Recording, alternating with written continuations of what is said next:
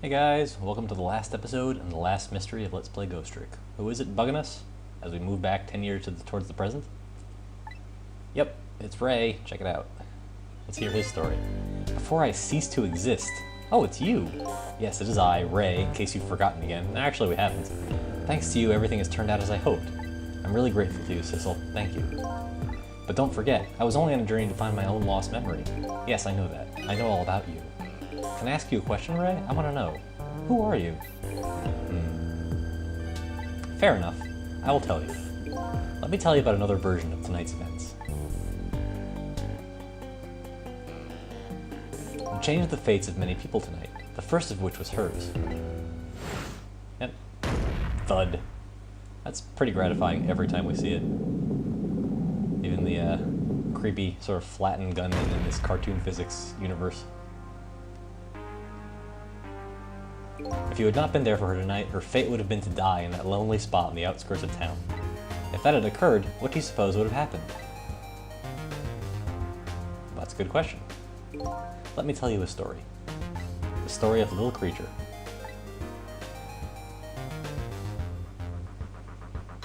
After they stole her life that night, they broke into her apartment. Here we are, chapter 2. We know how this plays out. This time, Yomiel's there. I guess because we weren't messing around in Chapter 1. He must have gotten back to his body pretty easily. They stole the wooden box from the ceiling hiding place and left. And in the process... They killed Kamala too? That's new. Certainly didn't happen the first time around. 2 little dead bodies were left behind. However, the little fellow's spirit lived on. He desperately reached out his paw towards his mistress, and that's when a miracle occurred. Yeah. What? Look at that! The powers of the dead, but how? He didn't really understand it himself, not yet anyway. But with all you know, I bet you understand it, do you not? Wait a minute. Yep, since Yomiel was there in this version of the timeline, with the meteor fragment in his shoulder, yep, that's right. He died inside the aura of that strange energy. But unfortunately, with his meager powers, he was unable to save his little mistress. There just wasn't anything he could do with only the power to swap objects. He needed the power to manipulate in order to save the little lady. The little fellow chased after the men, but there still wasn't anything he could do. This all the way back to chapter 17. In the end, he was left behind with the man in red in the deep, deep sea. And then... he went back to the world of 10 years before, to the moment of the man in red's death.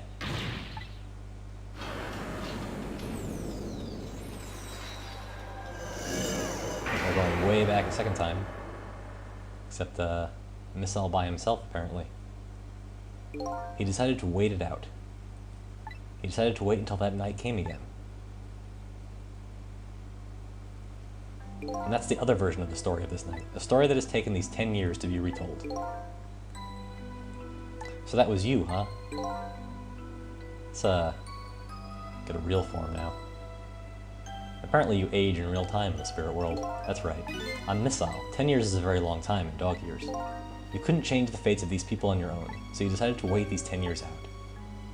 Those of you who guessed that Ray was in fact someone on his second cycle of working this, how right you were, but in a way you probably didn't expect. Then at last, that fateful night rolled around again.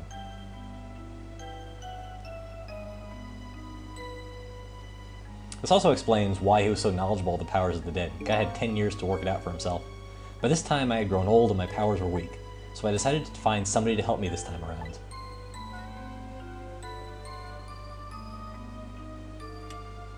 Somebody who possessed different powers than me. But wait a second, you were able to manipulate that disc lamp. Over the course of the long years, my powers changed. My ability to swap objects weakened, but I became able to manipulate small objects. I guess this is similar to how Yomiel's powers also changed over the course of time. But in that case, why didn't you cooperate with yourself? Because I couldn't, huh? From watching the man in red, I found out there were individual differences in our powers. I couldn't do any of the things he could do, like travel through the telephone lines, for example. Remember, Missile can't travel through phones. It doesn't really come up very much. It doesn't be quite relevant now. It may not seem like much, but it's a very important power, especially if you're trying to chase somebody. But there's something I don't understand. You knew from the very beginning that I had that power. How do you know so much about me? Why wouldn't I? After all, we had met before on that night the first time around. We met before? That would have happened, right? I mean, the situation with Lynn and Yomiel would have played out exactly the same, and Sissel still would have died. From listening to the conversation of the two intruders to the apartment, I learned that Miss Lynn had lost her life at that junkyard in the edge of town. I followed the ghost world past the junkyard and came upon an incredible scene. I guess he took the long path here, too. And I guess Sissel would have still been messing around here because he didn't know he could use the phone since Ray wasn't here to explain it to him. Imagine, if you will, there in the darkness, a twisting and swiveling desk lamp. It made my fur stand on end, I can tell you. That was me? So I was shot on that night the first time around as well. And apparently we were in the lamp. What a jerk. You had lost your memory that time, too. You had just died and you felt confused. You declined to cooperate with me. I did what? I just want to find my own lost memory. I'm sorry, but I can't help you. Remember, Sissel said the exact same thing in Chapter 1 the first time around. In fact, Ray had to tell us that we exclusively had to go help Lynn. And I guess he figured out for himself that he can travel on the phone lines. And then you disappeared, away over the telephone line. Probably a lucky guess on Sissel's part. At least in the first timeline. I'm really sorry I didn't help you. That's why I decided that this time, I'd use that desire of yours to our mutual advantage. The only thing you were interested in was finding your own lost memory. If I could guide you along the right path to doing that, we would both benefit. And namely, the right path would be the path of the man in red, to Yomiel. What? I gave you the information you needed to know to set you in the right direction, and then I gave you a time limit. That's right, as you know, I said you only had until tomorrow morning. If I hadn't done that, you wouldn't have found out the truth tonight. And the man in red would have been sealed away at the bottom of the sea forever. If that had happened, it would have been all over. Remember, you only have 1 day from the time they removed the Temsic fragment to actually go back 10 years to Yomiel's original death. Then you mean that thing about ceasing to exist? Oh, that completely made up. A little naughty of me, I know. But I just wanted you to use your time wisely. Oh boy. I hate to admit it, but this little doggy really outsmarted me in every way. Let's just call it the wisdom that comes with age. And he's got nothing better to do but 10 years to sit around and wait, having watched the entire events of the game unfold twice. And now it's time to say farewell. These past 10 years will cease to exist, and with them so will I. I believed in you. I always knew you could do it, and so you did. Thank you from the bottom of my heart. So you waited these 10 long years, all for the sake of your two ladies, Lynn and Kamala, huh? Of course, because he's such a sweetheart. Farewell, Sissel. And so the story of a single night came to an end. Nobody but us knew what had really happened in this town tonight. I made my way back to a new present. One where only Jowd, Yomiel, Sissel, and the new missile remember what happened. The game does imply sort of that the young missile has the knowledge of the old missile. Either the old missile actually told him what was going on, or he sort of picked it up through some, like, I don't know, resonance or whatever. How come it's dark? Hey, where are we? As usual, the narration is a bit confused at this point. I'll just turn on the lights here. Hey, Lynn. How's it going? It's a coffee input. Oh. I think we know how this turns out. Oh, but there's no gun. Check it out. It might actually work correctly this time. I think the sinister music is just for dramatic effect. Yep, nobody got shot in the face this time. For once. Were you surprised? You bet I was. You nearly scared me to death. Oh, God.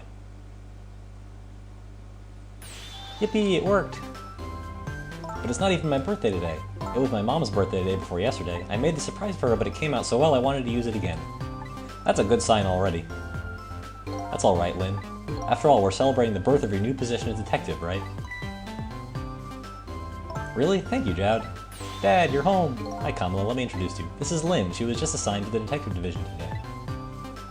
Hi, Kamala. It's nice to meet you. Nice to meet you, too. Congratulations on becoming a detective. Is something wrong?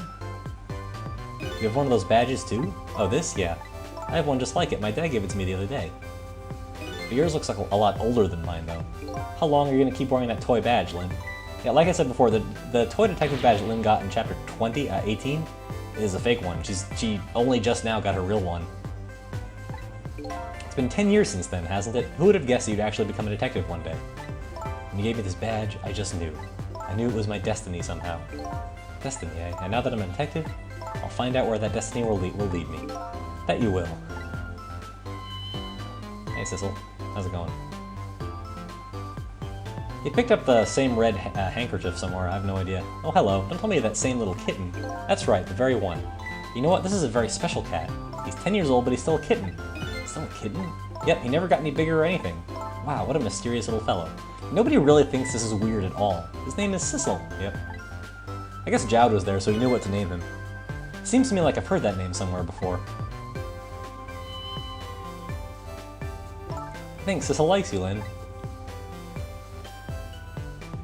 Alright everyone, let's start the celebration. There's Alma in color for the first time. And there's that chicken. Cute little guy. I bet you're just like me. Your destiny led you here somehow, too. Sure, why not? Well, we had a few twists along the way. And so we meet again, Sissel.